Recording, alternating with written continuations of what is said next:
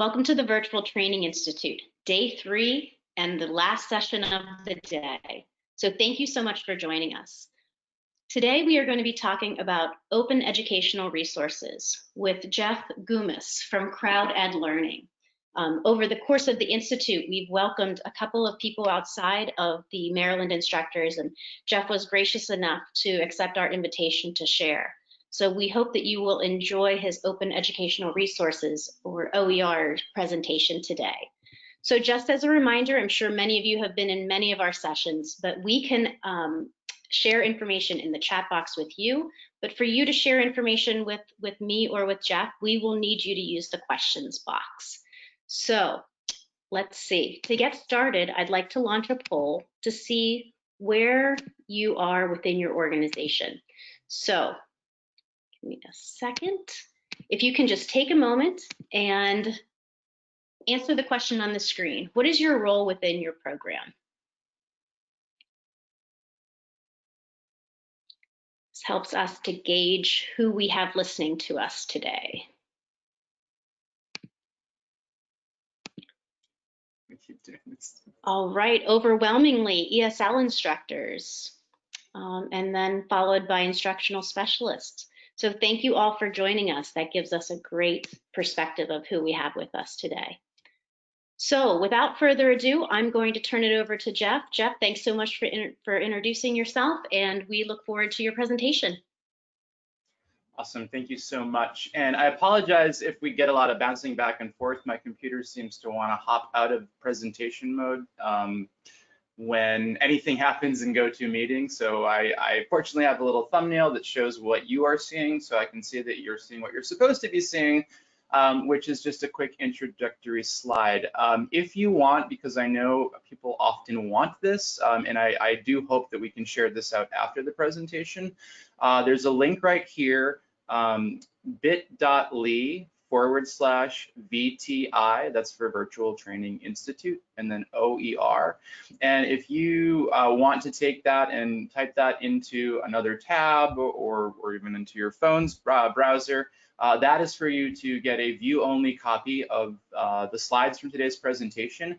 I really encourage you to do that because all of the things that I'm talking about today that we are going to sort of have to go through and with a bit of speed, because this isn't only an hour, all of the things in there are linked so that you have this resource to go back to afterwards. For every section that we talk about today, actually, I do have additional training resources for you built into the slide presentation, and again, hyperlinked so that you can go to additional webinars or additional options for learning more about each of the topics that we're going to be covering.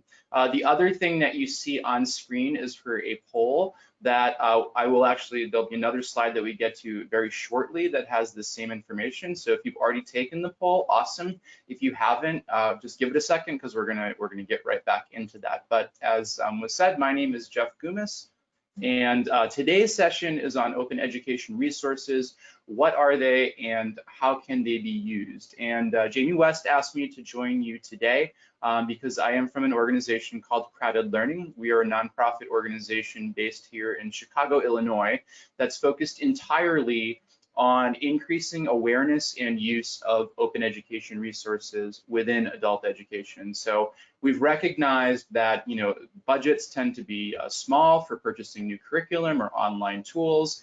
And at the same time, there's lots of really high quality free resources and open resources, and we're going to distinguish the difference between the two today.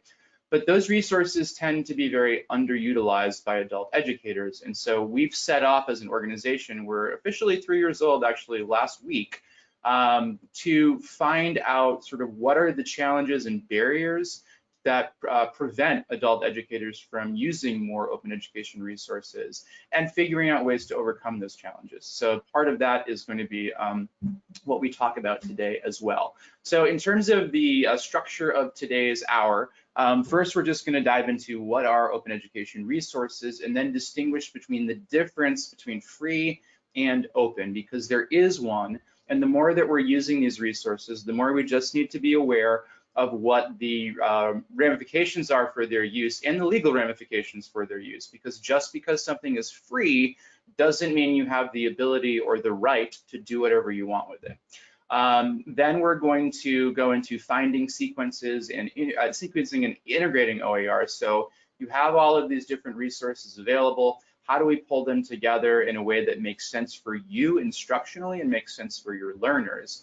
And then I'm going to introduce you to a tool called Skill Blocks, which is a tool that Crowded Learning has developed to make it easier to do exactly that, find, sequence, and integrate OER into your instruction.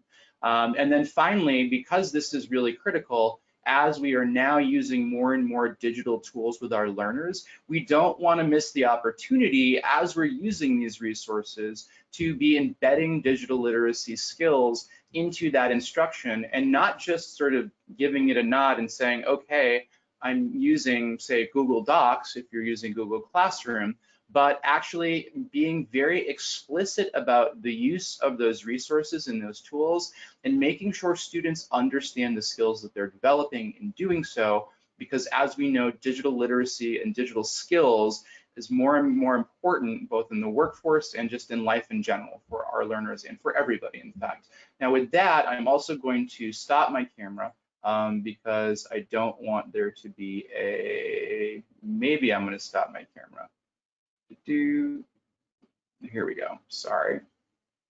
Stop sharing my webcam. Okay, I'm gonna do that, and now I'm gonna have to, as I said, with Zoom or with GoTo, I have to sort of hop back and forth, and now it's not letting me go back to the presentation. There we go, okay. Let me just make sure that you're seeing my screen. Perfect. All right. So in terms of just the objectives within that, you're going to get introduced to a whole bunch of free and open education resources that are suitable for adult education. That's the thing I actually forgot to mention about Crowded Learning. We are entirely focused on adult education and not K-12 because we recognize that it's a part of education that's heavily underserved. And in particular, characterizing how these resources can be used. So we are now 3 months into school closures across the nation, where maybe we went into this thinking this is going to be a temporary thing and soon we'll get back to normal. We're now realizing that may or may not be the case. It's going to be different in different states. And even say if in September, depending on your schedule, schools just open up and are available to everybody, that does not mean that all students are going to feel comfortable going into class. And that also doesn't mean that the tools that you've started using because you've had to, because you're working in a virtual environment, that those tools can't be used when we get back into the classroom. And so what I really want to make sure you come out of this with is when we look at things like Khan Academy, or we look at things like Zoom, or Google Classroom, or Google Docs, we're characterizing what those resources are and where they can fit into instruction, whether or not you're teaching virtually or whether you're teaching in class. And then again, we're going to connect digital literacy to those technology tasks so that you're maximizing your impact for students.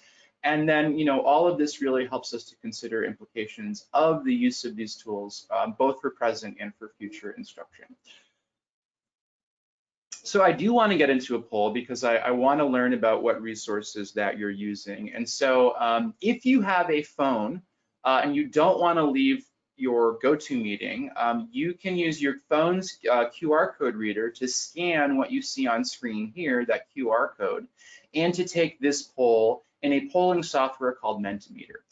If you're fine, if you want to escape out of full screen mode and open up a new tab in the browser of your choice, you can type in menti.com, MENTI.com, and then enter in this code 915449. There's no spaces, those are just there to make it easier for you to track. So menti.com, 915449. And this poll has 2 questions. One is a multiple choice response, and then one is an open response. So I'm going to actually hop out of here.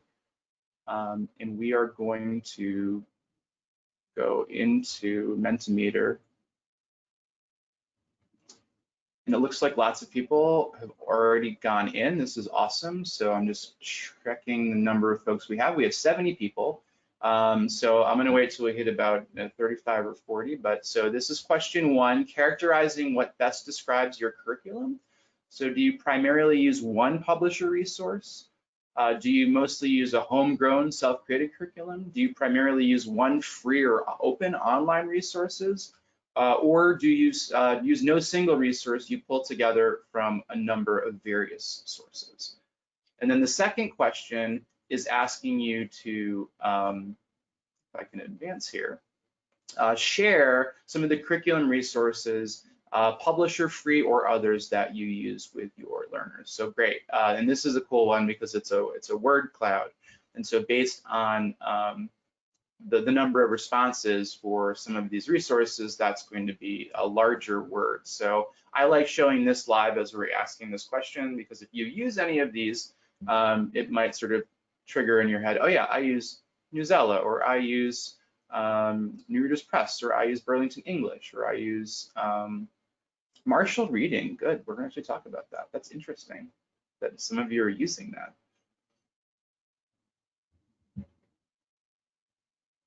All right, so we've got about almost half of you have responded. So please do continue to respond, even if we go ahead just for time's sake.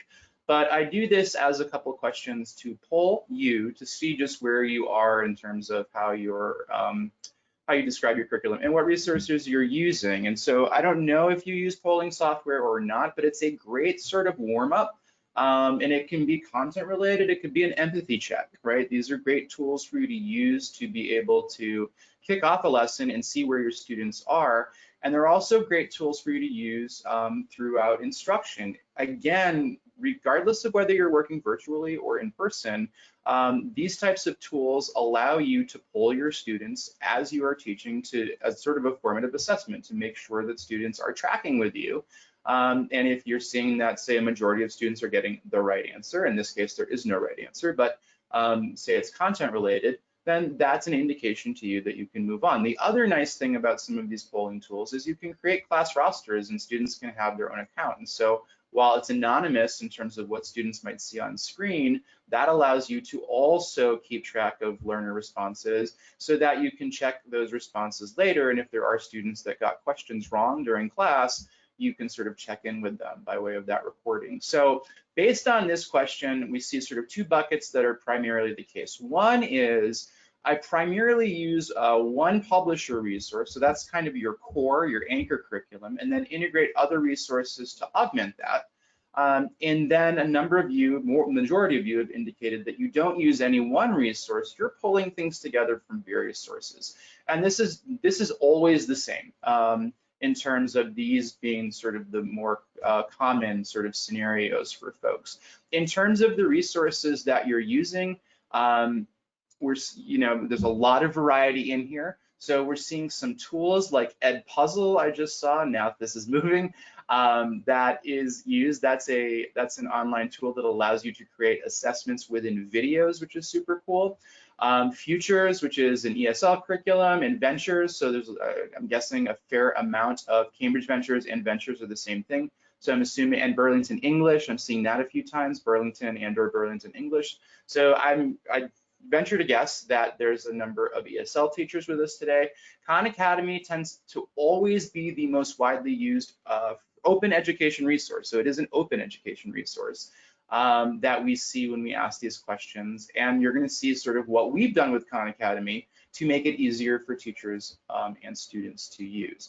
But this is always nice to see. But the point of this is both to see what you're using, but also to just get at the reality that we know that teachers don't tend to just use one single resource. And so when we're talking about OER and free resources, we know that teachers want to use these and they want to integrate them within their curriculum. So crowded learning, as again, I said, our mission is focused on increasing awareness of the free and open education resources that are available and increasing their use. So one of the first things that we did in our first year of existence was just poll educators to ask, what are you using? What free resources are you using? As I mentioned earlier, Khan Academy tends to be the most widely used, but we've gotten a ton of input from educators over the course of 3 years in terms of what they're using, and we've organized these into skill directories on the Crowded Learning website. And again, the link is right here. I think both the page you see on the right and the link at the bottom will link you to our skill directories. And so we have 12 skill directories that are full of free and open resources that adult educators have said that they use within those subject areas.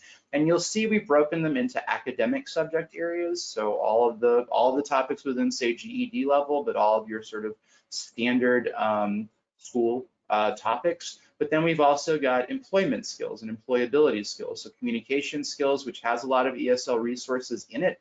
Essential skills, which is focused more on workforce and behavioral skills. And then career pathways, which is looking at tools and resources that can help students sort of navigate and make sense of some of their career choices. And then at the bottom, we're looking at life skills and sort of what we call 21st century skills, although we need a new moniker for that because we are now officially 1/5 of our way into the 21st century. But we have digital literacy and financial literacy and health literacy and informational literacy resources. So all of these directories can be downloaded as PDFs or as Google Docs, and then you can add whatever additional content that you want to put into them. But they're a great place to start for you to look for resources. On our website, we also have guidance to help you plan strategically about how you use these. And so we have a teacher tool page that basically provides an organized set of communication tools, supplemental learning content, core sort of content and learning platforms, learning management systems, text messaging tools, all organized into those categories so that you can think through what are the tools that I want to use with my learners. Now, a lot of you in the past 3 months have had to adopt new tools in sort of knee-jerk reaction, as I said, because you've had to maintain a connection and a learning for your students. But now that we're sort of immersed in it, you've probably settled into a few tools that you want to use.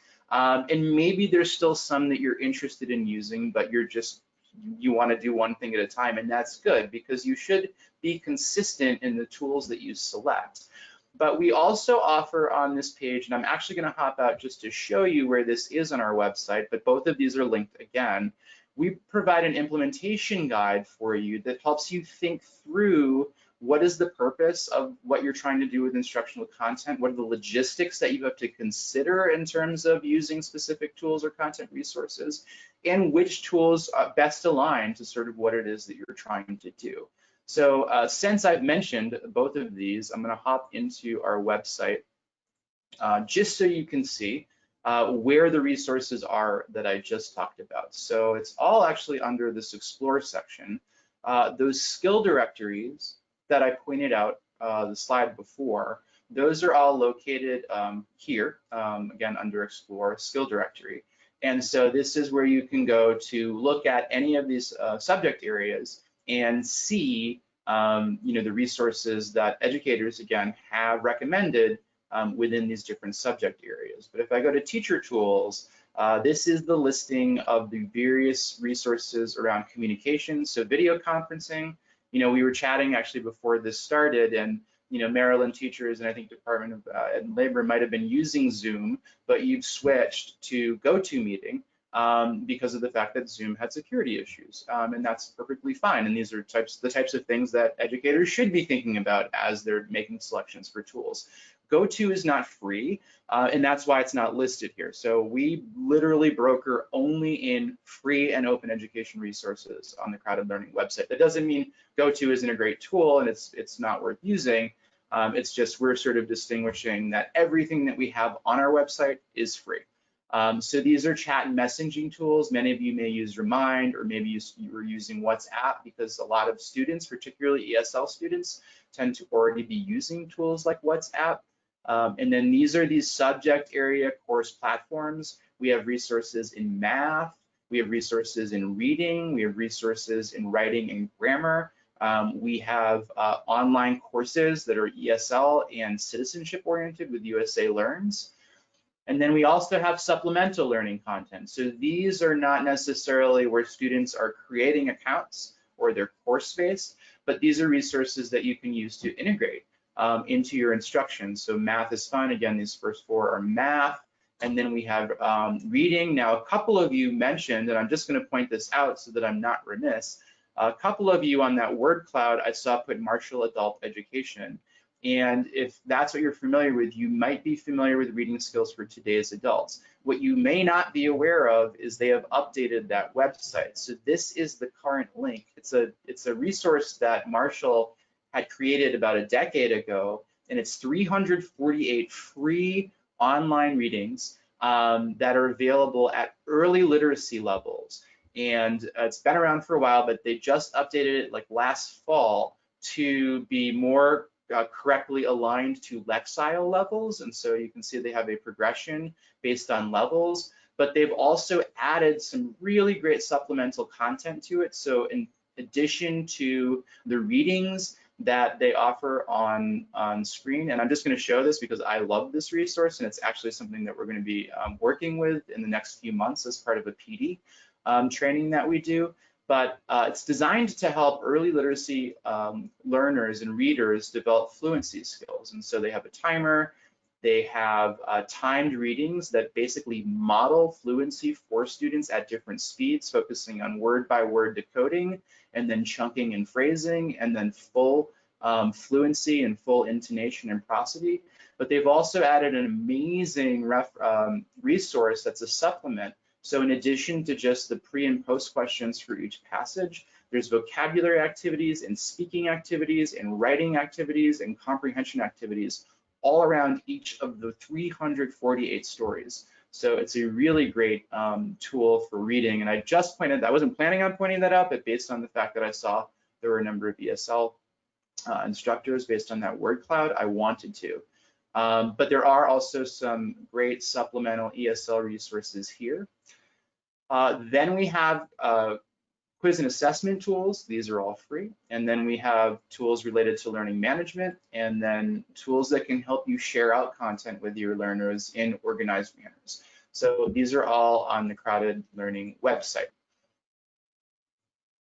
Now I'm going to pop back in. I want to make sure that the screen that I'm showing is the right one. Perfect. Okay. All right.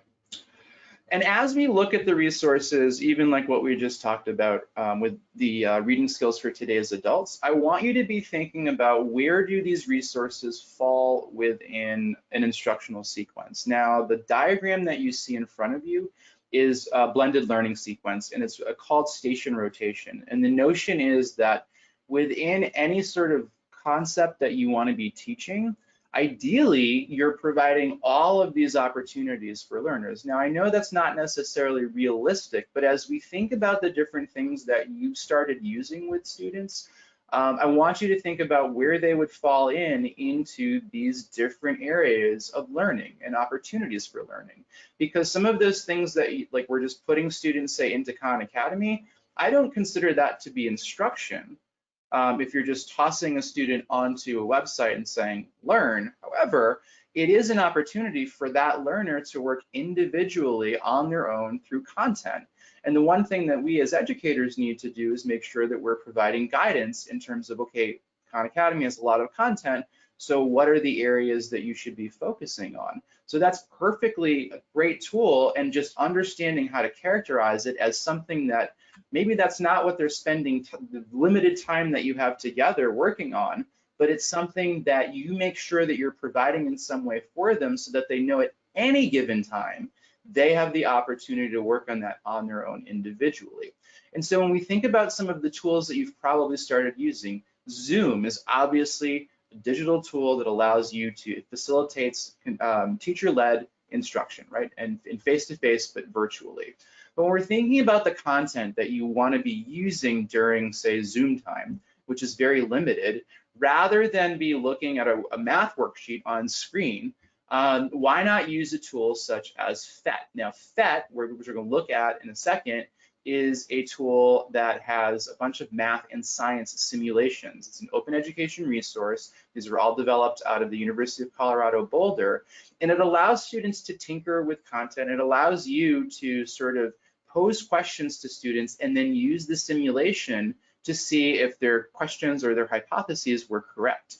And so rather than sort of doing sort of rote procedural work during your time together, you can be prompting students with simulations and good questioning that allow students to be contributing and students to be making connections on concepts in a more meaningful way that's getting sort of to deeper understanding, as opposed to just sort of walking through the steps, say, to solve a type of problem.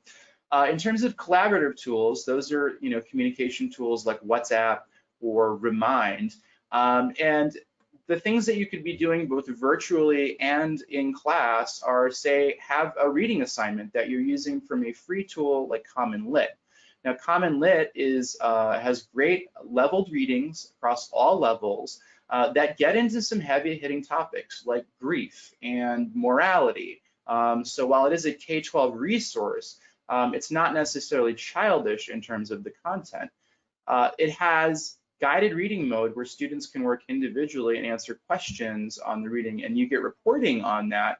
But it also has discussion questions that you could either lead during small group instruction, or you could provide those questions to students and have students in small groups be working and interacting with each other around those questions and answering them in small groups. Now, again, I mentioned Zoom earlier, and some of you may still be using Zoom unless it's completely outlawed in Maryland, which again might be, could be understandable based on some of the security issues. But one of the things that Zoom does allow teachers to do is create breakout rooms, and maybe GoToMeeting has the same affordances. But that's a tool that you could use for small group instruction, where students are working in small groups on a particular thing that you've given them. Maybe such as discussion questions within CommonLit. And then maybe you visit that room after they've had time, and now you're getting into teacher small ed group instruction and having them explain some of their answers to those questions. When we're talking about individual resources, Wakelet is a content curation tool, and it allows you to pull different videos and activities all into a collection. It's almost like Pinterest, but far more organized. And it allows you to basically share that with students. So you could pull a game on a particular topic and a video on a particular topic and a set of Khan Academy practice sets on a particular topic, and then share that with students. And the type of content that you would use for individual learning, as I mentioned earlier, are things like Khan Academy. And then personalized online learning, this is where you have opportunities for students to not only work on their own, but to be guided in what they're doing, because whatever software or tool they're using is recognizing what they know and or what they don't know, and it's making sort of recommendations for learners as to what they should be learning next based on their performance. So the two resources that I've listed here are EdReady, which is a math personalized software where students take a diagnostic and then they get a learning plan based on what they've done, and it's actually entirely powered by open education resources. Read Theory is a great tool that's gotten a lot of traction over the past few months, particularly since we don't have the ability to sort of place students. We haven't had the ability up till now, at least, to be doing sort of placement exams for students. So Read Theory is a personalized reading program where students, once you create an account for them, they take an entrance sort of diagnostic and it places them at a Lexile level. And then they continue to work through readings. They can read as much as they want, and their Lexile level and the level of difficulty is going to go up or down based on how they perform on little 6-question assessments at the end of each reading. What's really nice about Read Theory is you can see the reporting and students can see their individual reporting, but the reporting is actually broken into the domains that students are assessed on the TABE test. And so those 3 reading domains of key idea and details and craft and structure and integration of knowledge and ideas, that's how the reporting is broken down. So you can see the percentage of questions that they've gotten correct within each of those domains. So it can help sort of tailor and understand what they're doing. And learners are working sort of at their own pace, wherever they want. And you really only all you have to do with these tools is just set up students into their account. So we've just walked through a bunch of free resources, and since we don't have the chat tool, and I don't know that the Q&A tool is really appropriate for this, when we're talking about open education resources, a lot of people, they think free is sort of the first thing, And they also think that, these are things that I can actually, use and integrate into my lessons in different ways. And the reason that open education resources, to me, are really important in adult ed goes back to that slide that we had during the poll, where we saw that the two biggest areas of characterizing your curriculum was that you might use one publisher resource and then you find some other resources to supplement it, or you're pulling from a bunch of different resources. And the reason that that's the case is we all know there is no such thing as a one-size-fits-all resource. There's no one book, there's no one online learning tool that's going to help every learner learn everything that they need to learn, nor is it necessarily going to be effective.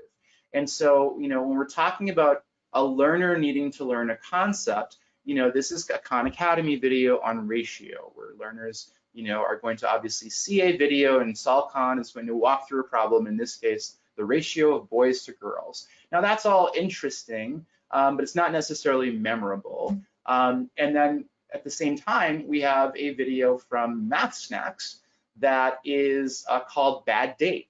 And this is a video where the woman on the left goes on a series of bad dates. And the reason they're bad is because the word-to-word ratio at which they talk is so out of balance. So in this case, he talks at a 7-to-1 ratio to her. So for every 7 words he says, she says 1 word. And it actually starts with them having had a conversation where he had spoken 35 words to her 7, and she said, I have a call, I need to take this. And so it's a very memorable video. The next date, she's talking more than the other guy. And then the last date, she finds love. Why? Because they talked at a 1-to-1 ratio. So same topic being covered, but one's a lot more memorable. And so, when we're looking at these open education resources, it just provides more options for learners, and oftentimes more engaging options for learners. Here's a simulation that gets at ratio, and it's looking at miles per gallon. And this is a simulation where it's a cargo truck going from a farm to the market, and you can actually load up produce into the truck, and you're going to see that the miles per gallon goes down. So you're not only getting at the concept of ratio and being able to sort of work through a simulation, but you're also looking at things that might affect that. So you're getting into some science topics as well. And then this is a resource called Math is Fun, also going over the concept of ratios in a more traditional sort of a text-based format that you see examples and it walks you through those.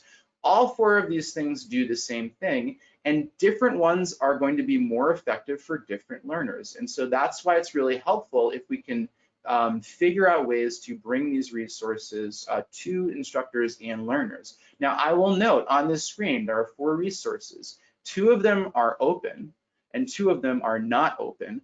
All of them are free. And so we're going to sort of look at that in a second. In terms of how you might integrate open education resources into what you do, think back to that poll again. The top left-hand corner, a lot of you said you were using a single publisher curriculum that you might call that your core curriculum or your anchor curriculum, and then you're adding in others. So what you're looking at here is from the Pennsylvania Distance Learning Project. Now, they are entirely distance learning, and they are, this course here is for GED level students in language arts. Now, when the GED changed in 2014, made some selections in terms of publisher resources. So they use WIN and they use KET Fast Forward, and they like those resources. But when they also started doing standards and action training, they realized that these resources do not fully cover the standards. And so what they did was a comprehensive project where teachers went and found other resources that were free and openly available to augment this. And so what they did is, instead of having students just log into Fast Forward and only do Fast Forward, the syllabus for students, basically their guide on a week-by-week basis, so every unit is a week in their curriculum, they say these are the anchor resources, these are your required resources that you must do, and they want that because this has the reporting that they want. But then they've also pulled together all of these additional resources that are free and openly available to augment this. So it provides learners with more options, to check their understanding, to extend their understanding, or to remediate based on sort of the learner's needs. And so this is sort of a nice model for integrating both publisher resources that we know most instructors are using, but then how to sort of blend in and integrate open education resources.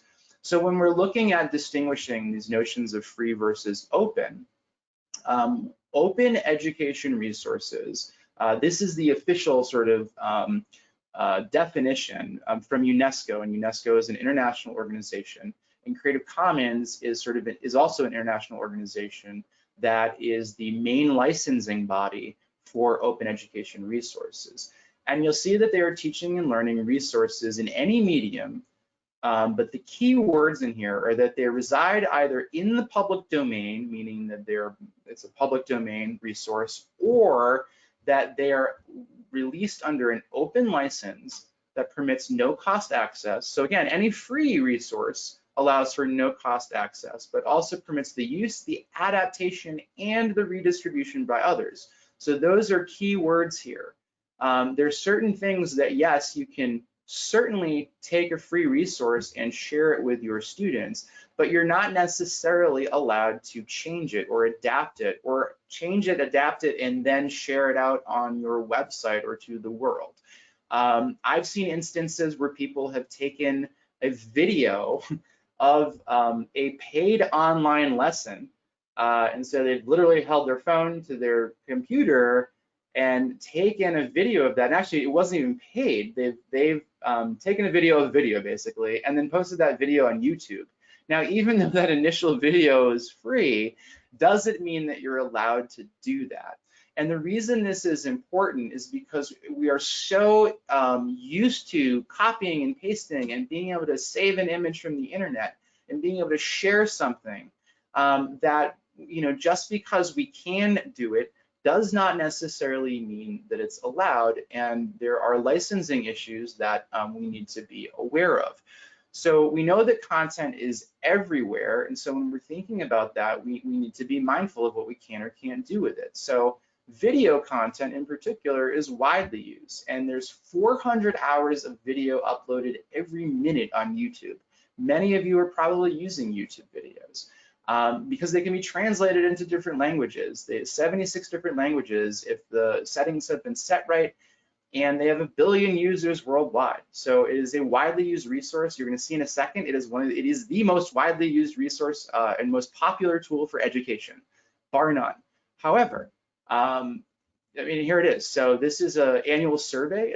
This survey is actually on the teacher tools page that I showed you earlier. That's been out for over a decade. If you look here, for the past 10 years, including 2019, I don't have the updated graphic. 2019, it was #1 as well. YouTube has been the #1 or top 3 for over 10 years now.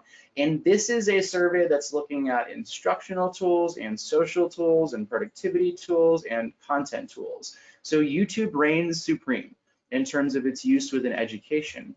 But this graph shows the number of takedown notices that YouTube receives per week. And so you can see that there is a 700% increase between 2010 and 2015 of takedown notices on YouTube. And what that means is that this is under the Digital Millennium Copyright Act, that someone has posted a video that is not allowed to be posted and YouTube has taken it down. Now with YouTube, it's tricky because the way they provide the content, you have the ability to share it, you have the ability to embed it. So if it's something that's on YouTube, you do have the ability to do those things. But a lot of people don't realize that some of those videos are under a YouTube sort of standard license, and some of those videos are under an open license. And there's filtering that allows you to do that. When we're talking about what open means, it really has to do with what are you allowed to do with this resource based on what the license holder or the creator of the content has said. And so, free is not the same thing as open, and Creative Commons is the organization that really provides guidance to us in terms of the can and cannot do's with open education resources. And when we're looking at an open education resources, there's 5 R's. You have the ability to download or retain a copy of it. You have the ability to reuse that in sort of any way that you want in terms of whether you distribute it on a website, whether you print it out, whether you email it to students. You have the ability to revise that content and sort of maybe take out content that's not relevant. You also have the ability to remix, which means that you could add in content or blend a video that is openly licensed with a worksheet that's openly licensed and put those things together. And then you also have the ability to redistribute it, maybe by email or maybe by posting it on your website.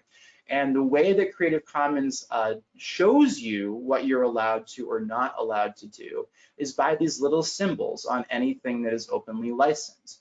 So whether or not you have to credit the original creator, whether or not you can make changes to it. So no derivative works means you can use this, but you cannot change it in any way.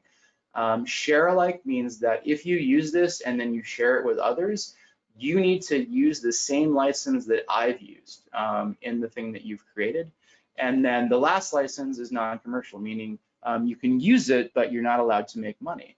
Now that FET resource that I showed you, that is only under a CC BY license. So I literally, Jeff Goumas, I could create a paid website that has FET simulations in it that I am charging for. It's not even my content, but I could be charging for it. The one thing I would have to do, because it's licensed as CC BY, which is this, would be I would have to just indicate that this content is not something I created, FET has created it. And so these are the types of licenses that you will see on open content. If you've ever used Wikipedia, you're going to see these licenses on a lot of the articles and all of the images within Wikipedia, because most of Wikipedia is openly licensed in some way. Now, I know I'm flying through this portion, but we have other topics to get to.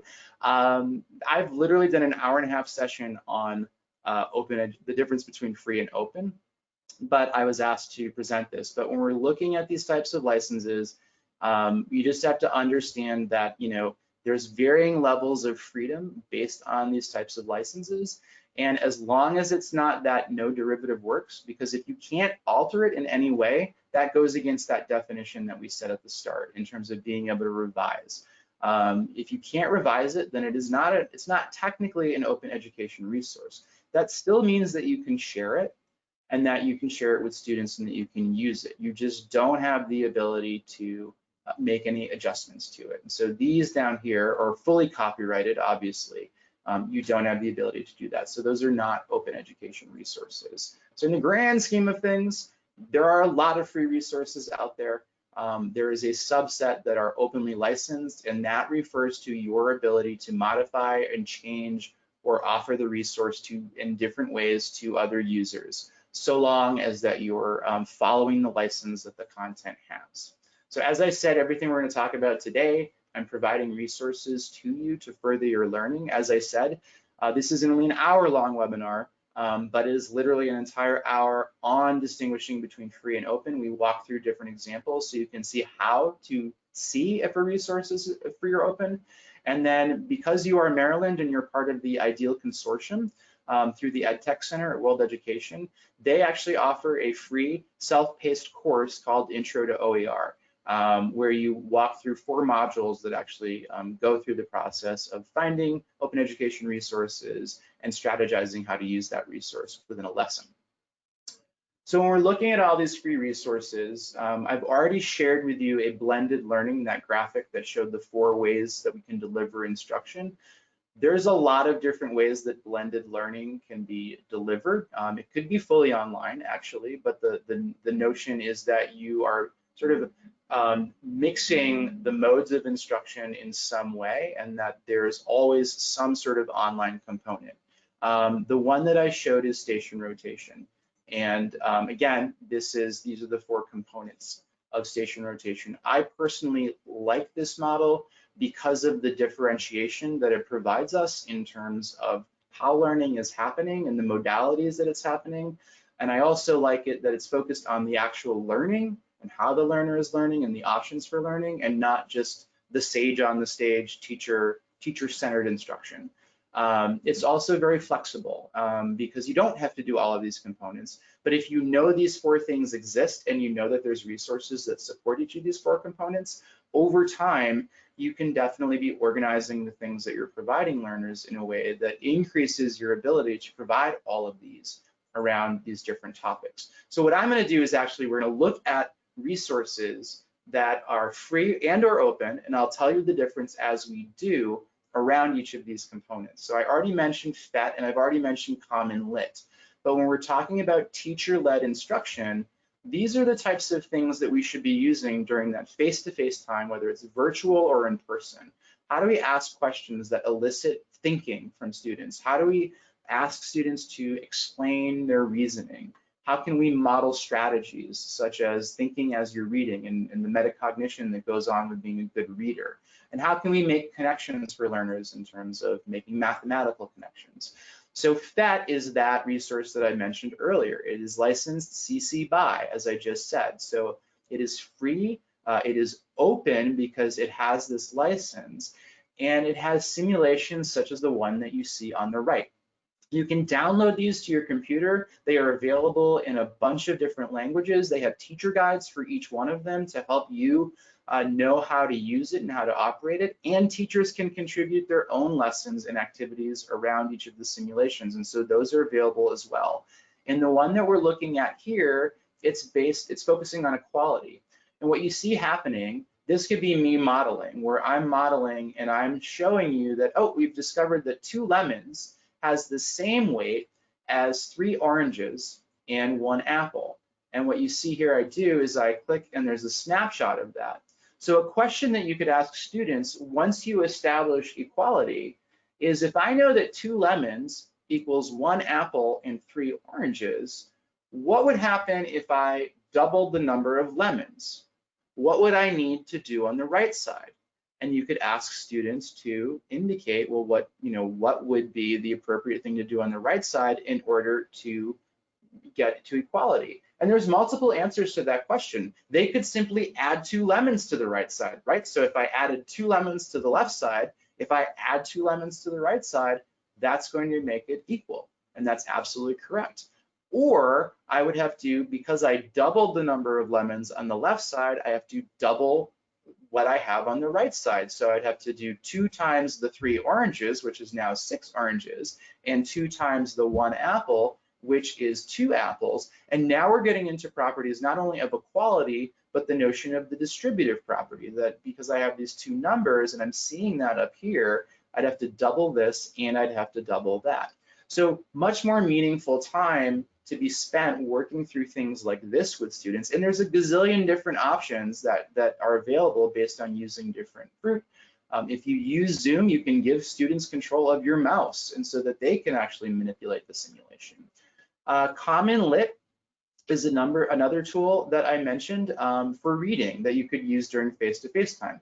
Now, I wouldn't necessarily say you're going to use Zoom time to read together, although you might do that if you want students to be practicing fluency, but we know a lot of students are sort of shy with that. So maybe you assign a reading ahead of time, and then because you have access to these discussion questions, use the Zoom time that you have or face-to-face time to be doing that. One thing to note about CommonLit, all of the stories have downloads. So you can download the reading, and you could print that out and share that with students in however you're doing that. It also has the comprehension questions, but for every single one of these readings, there's guided questions that they actually answer as they're reading. So those guided questions teach sort of they're questions that sort of help students know how to look back into what they've just read and make sense of it. There's assessment questions that are connected to the standards. And then there's discussion questions that you could use, again, during face-to-face class time, or you could use those discussion questions for learners to be working on in, say, small group collaborative environments. I meant to point out one thing, actually it's not on here, excuse me, that I have a copyright symbol here. So CommonLit is a free but not open resource. That doesn't mean that you can't share links. That doesn't mean that you can't print out that downloadable PDF and make copies of it. All of that's in their terms of use. But what you can't do, say, is make copies of these questions and like copy the text from this and build your own PDF. I don't know why you would do that. But you can't take this content in part and splice it up and do something else with it, right? You have to use it as is, but you have as much flexibility as you do with almost any other tool because it is very shareable and it's designed for you to be sharing with students. But they just haven't openly licensed it. And it is, again, a free resource. So when you're thinking about collaborative learning, so this is the second, that bottom in the blended learning sequence, you want to be thinking about what type of content allows learners the opportunity to work together. So what can learners be working on their own? And what tech tools allow learners to communicate virtually? Now I say virtually because right now we are in a virtual learning environment, and hopefully you can begin offering these types of things to students. Obviously, when you're back in class, small group is small group, right? Students can get together in a group. But I also don't want you to think that collaborative has to happen just in real time. So if you think about the fact that we have tools that students could answer questions around things, both together in class or even ahead of time, there are tools that allow you to both work synchronously and asynchronously around content. So we've talked about WhatsApp and Remind. And I mentioned earlier, Zoom is a tool that you could break students into small groups because you can create small groups within Zoom, and then they can work collaboratively on things. But I want to think about Google Docs because I saw a lot of you using Google Suite and the word cloud, and you're probably using Google Docs. There's no reason that you could not use the questions from the CommonLit story and put those into a Google Doc and then ask students to work in pairs or small groups and provide their answers to those questions in that Google Doc. That means they don't have to be working together at the same time, but they could be sort of contributing to the same document. Or you could take a math problem and put it in there and ask them both to provide their explanation and then maybe a response to one another's explanation. So these are tools that you could be a little bit more flexible in how you use to allow students to work collaboratively within them. And then all of these content tools that I have here and plenty more are great tools that students could be working on things together, void of an instructor. So again, the discussion questions in CommonLit. Those PhET simulations, students could be working through, maybe you post questions for them and then they're working through and talking through the simulations together. Again, that would be virtual or in person. Procon.org, if you're GED level, it's great for helping practice the writing within the GED test and evidence-based writing. So these are articles and videos and timelines around controversial issues in the United States. And so students can pick a topic and they see the pros and the cons around each of the arguments around those different topics. So students could engage in discussion around a topic. And that's a perfectly great resource to use for that. Open Middle is a math resource that's standards aligned that provides open-ended math problems across all of the standards that, again, you could post students to do the problem, and students are going to take different approaches because they are sort of open-ended problems, and then students could spend time explaining their reasoning to one another in a collaborative environment. The other thing that I would mention, a great tool for collaboration, is Padlet. So I don't know if you've used Padlet. I think I saw this in the word cloud, but I've been modeling how to use Padlet in a way where you set up prompts for students and problems. And so here's this Padlet that I created for a math workshop that I did. And it's on order of operations. And so there's 3 prompts that students are asked to answer ahead of time. So again, I'm sending something ahead of time for students so that when we get together and have our face-to-face instructional time, we can be talking about students' answers. And so each prompt is an array that I created a link for. And so here's a link to these manipulatives that are freely available from the Math Learning Center. And students are asked to write an expression that tells the total number of tiles. And so some students might say 8 plus 9 plus 9 plus 8 plus 8, right? So they're just literally breaking into each component. Some students might say 8 times 3 plus 3 times 3 plus 3 times 3. Some students might say 8 times 7, or excuse me, 6 minus 2 times 3. So this is an open-ended problem that I've sent out to students in a Padlet. Students can provide their answers, and then we can use this as the springboard for discussion when we get to class. And because they're all going to have different answers, we can get into the concepts of order of operations. Why do you subtract last? Well, because I'm getting this sort of whole, and then I'm subtracting where there aren't tiles in this case. And so Padlet is a tool that you could use to provide prompts or to provide a link to a reading, and then provide questions in these columns, and then students can answer them. So it's a really great tool to allow for you to do what's called flipped learning, which is where the work is ahead of class around the topic. And then you can use student discussions to be the springboard for your class. Padlet is also free, and it's incredibly mobile friendly. So we've also mentioned now the third element of blended learning is individual learning. And this is where students are working individually. So when we're thinking about individual learning, we want to think about what resources will students learn, and what are the expectations, and how are they going to actually choose those lessons and activities. And also, how are you going to track learning? So you want to be providing individual time, but it may be also important for you to make sure that you're tracking that time so that you're getting those student hours. So Khan Academy is a resource that we've talked about a few times, and I've mentioned that one of the challenges that educators have with Khan Academy is students don't know where to find the various resources.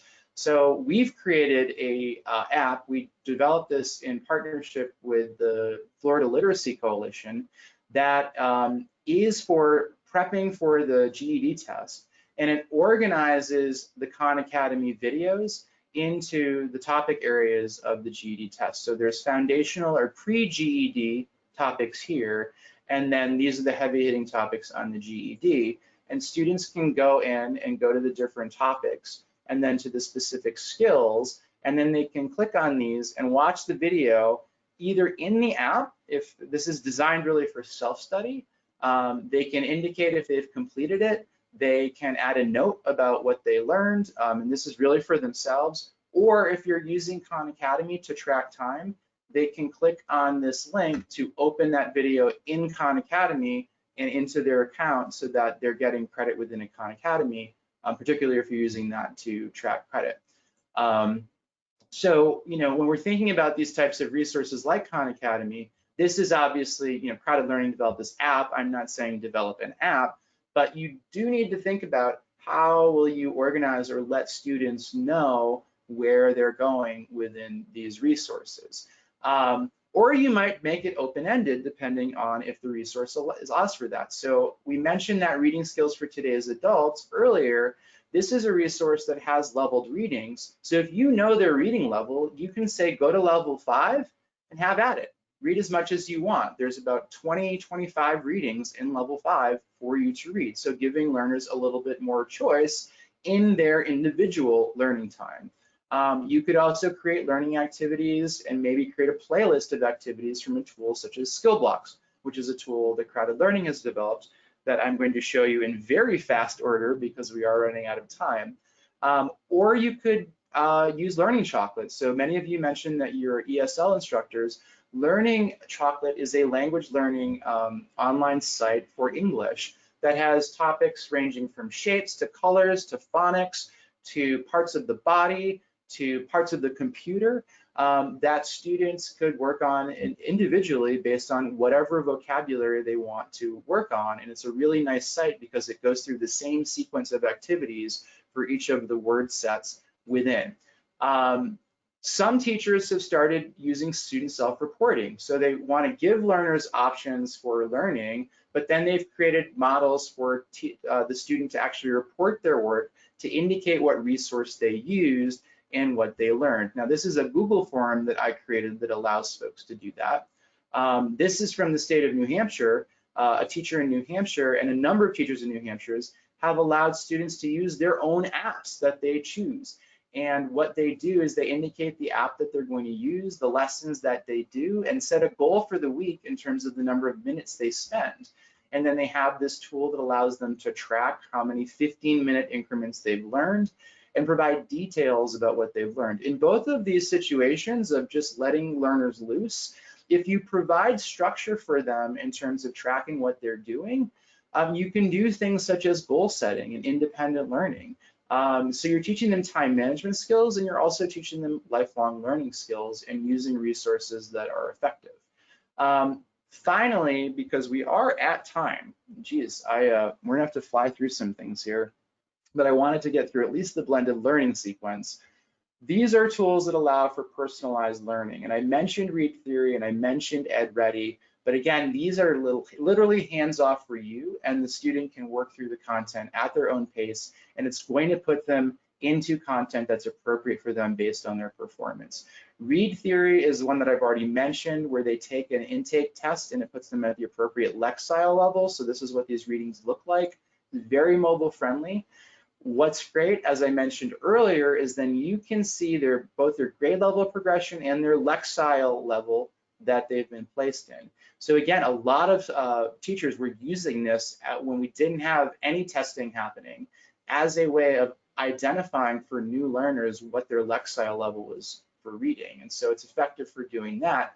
But again, this is that reporting that I was talking about, where they actually get reporting based on the domains that are from the College and Career or Common Core State standards, the same set of standards, and how the student is performing against each of those domains. So it allows you to kind of diagnose where they are. This is what EdReady looks like, where students take a math placement exam, and then it tells them the units they should study, and it tells them which ones they should sort of focus on first. So they're not ready for these.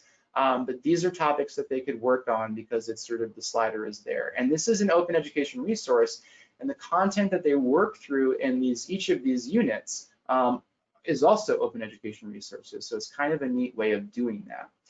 Again, as I said, I have resources for you to sort of study more on these. So both of these are hour-and-a-half webinars that I did, and these are wakelets that I've created that have a ton of evidence-based reading resources that you can use. So they're organized by vocabulary, by alphabetics, by comprehension, and by fluency. Sorry, I knew there were 4 components.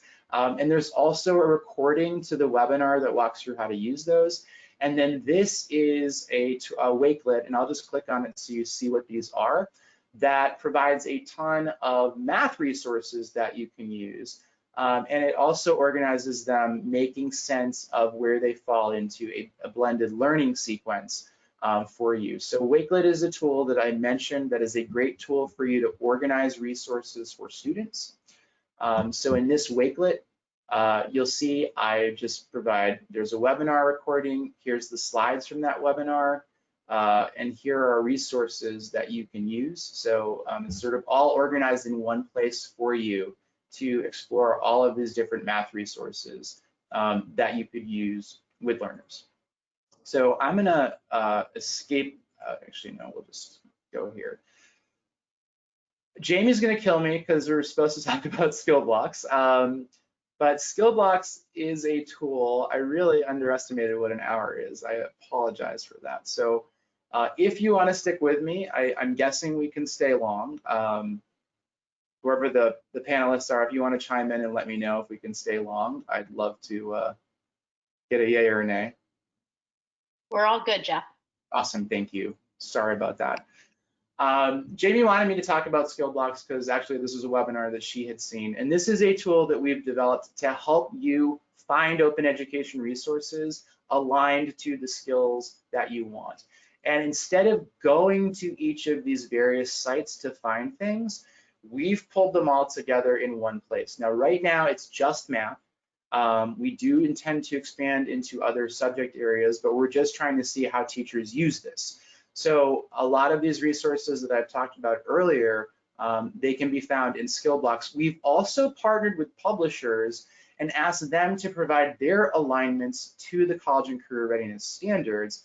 And what this allows us to do is have you find a skill that you want to teach, and then you can see which resources from those publisher resources and which resources from these free and open education resources aligned to that particular skill. And you ultimately generate a what's called the skill block that is a playlist of content that you can share out with students that indicates the lessons and activities that align to that particular skill. So I will very briefly hop into it. I'll actually go from the crowded learning page so that you can see. We have a whole page dedicated to it. We have a YouTube playlist that has tutorials on how to use it and webinars that we did. It's only 2 months old. But basically you would click on Launch Skill Blocks, and I'm gonna log in. It is a free tool for you to use.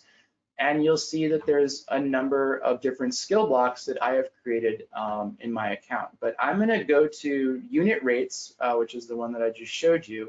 I've already created this. And what you'll see I ultimately have is a FET. I have resources that are print resources that just indicates what lesson in that book you would use for unit rates.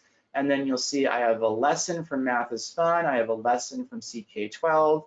I have an activity, I have a game from Math is Fun, I have practice sets from Khan Academy, all of these organized into this one skill block that I can share with students just by giving them this code and having them go to skill blocks.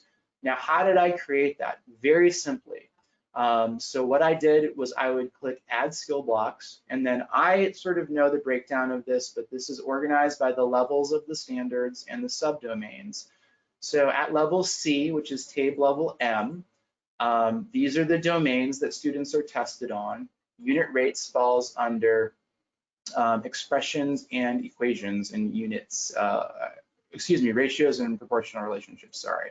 So all I do is select this substandard, which is part of the standards, and then I can see that there's 25 resources in skill blocks that align to that particular set of standards on unit rates.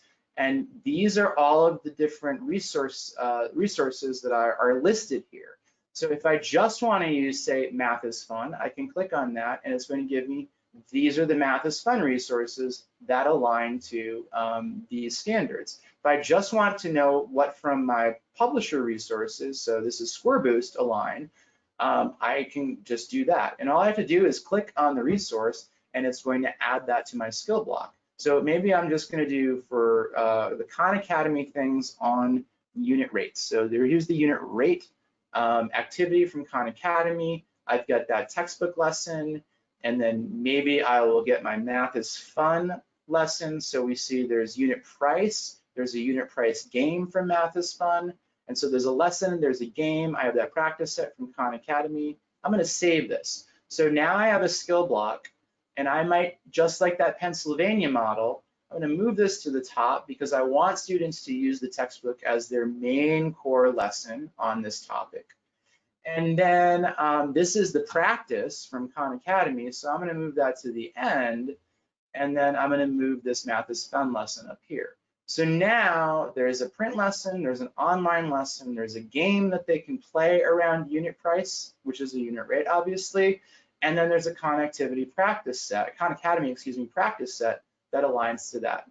And all I need to do is give this a name. I'm going to call it Maryland unit rates. I can call it anything I want, and I've saved it. And I have this code that I can now share with students. And now when I share that code with students, all they have to do is go to skill blocks, and they go to this side, and they enter that code, and they can view the skill block. And here it is. And so they have the ability to link to any of these things. I can print this for students. And what's nice about that is, you know, a lot of teachers like to have that hard copy for students. So this is going to provide them with something that they could write on or check off and say, I've done these things. And then if they want to access these, obviously a print piece of paper, this is going to be useless, these links, but it tells them to go to skill blocks. It gives them the code that they would use for this skill block, and then they can access that skill block. And you can create that for any of the math, as many different ones that you want across the math standards. You could combine standards if you wanted to, and those are available, again, for free. So we're going to skip ahead to the very last section. On that skill blocks page that we launched off of, there's a YouTube playlist. That YouTube playlist has 7 tutorials that walk through each of the steps of creating your account, how to organize things, how to share skill blocks. So it's very sequential. They're all 2 to 3 minutes each. And then there's 4 webinars that we've done on skill blocks in terms of how to use it. Finally, I want to definitely get into this because you are an amazing state, because you are one of the few states that has developed your own digital literacy standards. And so I love that. And it's great to see that work happening for adult education. So if you're not familiar with your digital literacy framework, this is the document. And it is basically helping to sort of define digital literacy for you and think through how you can do that with your students. And when we're talking about using technology, it's great that students are using technology, but we're missing out on actually teaching them digital literacy if we're not helping build confidence by giving them an understanding of what tools they can use, when they can use them, and why. And so your standards do an excellent job of helping not just develop skills, but help students gain confidence and ultimately resilience, so that when they're encountering new technology, it's not sort of a, if you go from Google Docs to Microsoft Word or vice versa, most of the things are the same. It shouldn't be a shock when you go into Google Docs. We shouldn't be going into shutdown mode, because you still have the ability to copy paste, to change the font size, to create bulleted lists, to create numbered lists. If we're making sure students know exactly what they're doing with the tools that we're using, then when they encounter a new tool that has many of those same features, it's not like they're starting from square one. And that's what we refer to as digital resilience. So your standards break up into 7 interconnected elements around digital literacy. So from skills that you need to produce, to skills that you need to be civic-minded, to skills that you need to be collaborative, and skills that you need to communicate. And so when we're using these tools, we want to make sure that we're modeling for students why we're using these tools and how we're using these tools. So in this case, one of your elements is productive. There's guided questions in terms of what tools should I use to do different things. And then there's great examples in life, in school, and employment about what the types of decisions are in terms of selecting tools that you would use to do any given task. So when we're thinking of things like communication, if you're going to use Padlet, or if you're going to use Remind, and you're going to have students communicating with one another, don't just say, hey, this is what we're using.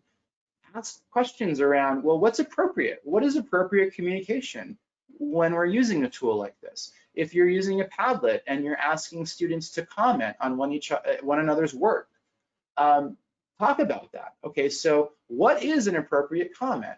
Now, we know that you're texting and communicating with friends, and what's the difference between the tone that you use in those types of conversations versus the tone and the level of detail that you would use in a school-based setting? So we should be taking opportunity to make sure that students are thinking through these types of things, because those are the very digital skills and employability skills that are expected of them when they go into the workplace. Google has some great resources around this, including an applied digital skills curriculum, but they also have this cool poster, which again, hopefully you've grabbed the slide deck, but this is a poster that looks at a bunch of different careers, what types of tools that you would use and why you would use them in those different careers. And this is a poster, it's a handout, there's all sorts of different options, but it's all about making these skills relevant to students.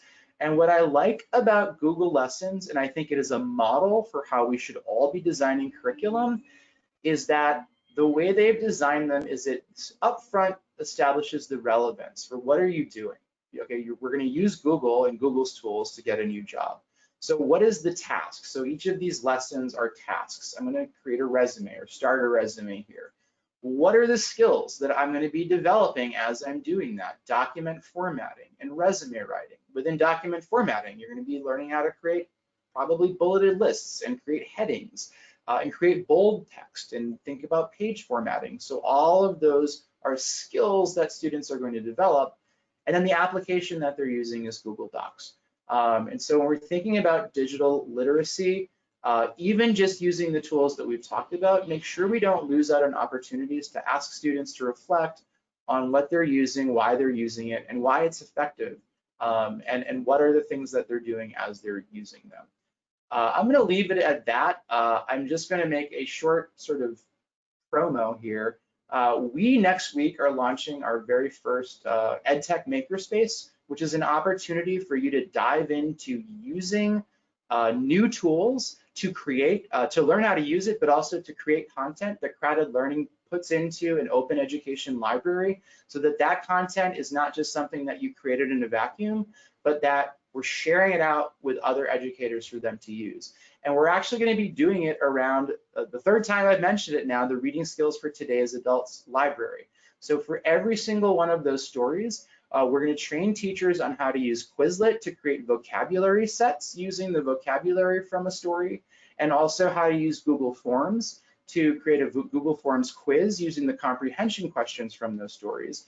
And we're going to pull them all together in Wakelets. So you're going to learn how to use 3 new technologies and practice those skills while developing resources that actually end up in a library that we share out with the world, so that other educators have more options for using free and open content in different ways. And so I am going to stop there. I am so sorry for going 15 minutes over. We did have a lot that I wanted to cover. For those of you that have stuck with, thank you so much. I'm going to open the questions. Have you seen any questions? So Jeff, I see one question. Is it possible to follow the scope and sequence from a published curriculum to develop their own? Yeah, I mean, it always is. I think it helps to know what the alignment of that curriculum is too. So remember that Pennsylvania model that I showed?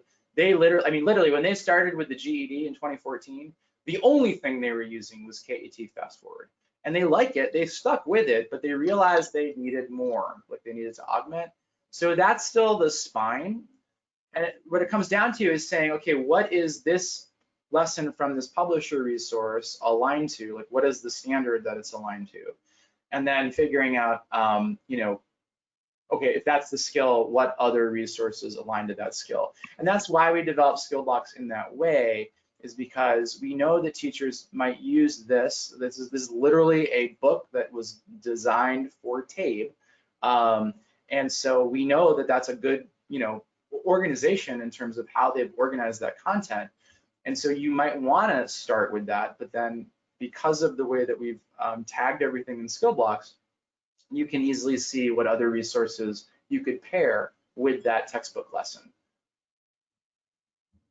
Great, and then there's a lot of questions about how people can register for the June 17th and 18th webinars. So in the slide deck, I'm sad that I can't share. Normally I would share all these links within the text, but this is linked. But actually, since we're on the Crowded Learning page, if you go to, and I'll show a couple other things here, our main page actually has a link to that GED app that I mentioned, that's free. But up top here, our work is a link, and it will go there. But that's where the sign up is for those 2 webinars. And again, the tools, we're going to talk about the EdTech Makerspace, what it is, but in particular, just introduce the project, which is going to be learning Quizlet, learning Google Forms, learning Wakelet. And teachers will be able to sign up for the stories that they want to do those 3 things for. And then we'll be teaching you on all of those resources and then providing you opportunities to create. So very excited about this, because hopefully it's a way for us to coordinate, because that's one of the challenges, is lots of great content, but it's not necessarily created consistently. And that makes it challenging for teachers to go, ooh, this is something that I want to use with my students, because it's figuring out some completely new tool, designed in a different way every single time you want to try a new resource. And then so many of the other comments are just how fantastic the materials have been. You've given them incredible things to explore. And so I will, if you're finished, Jeff, I will wrap this up and say thank you so much for sharing these phenomenal resources with us. It is so refreshing to see an organization focusing in on adult learners and the resources that can be made available for free to instructors. So it's just a fantastic opportunity to be able to offer our learners a much more rich and rewarding experience in the classroom, whether that is in face-to-face classroom or in our new online world. So if you'll turn your attention to the chat box, I did put our feedback survey link in there.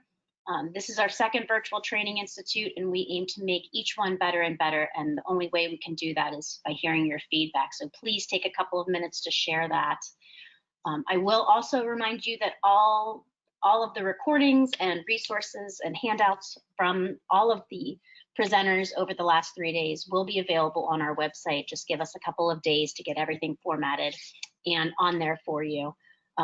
So this is our last session, and I really wish Gina was on here to be able to give it a proper farewell. But thank you so much for everyone's attendance. Jeff, thank you so much for joining us and sharing this fantastic content. And I will just say until next time, and we will meet again. Thank you so much, everyone. Thanks.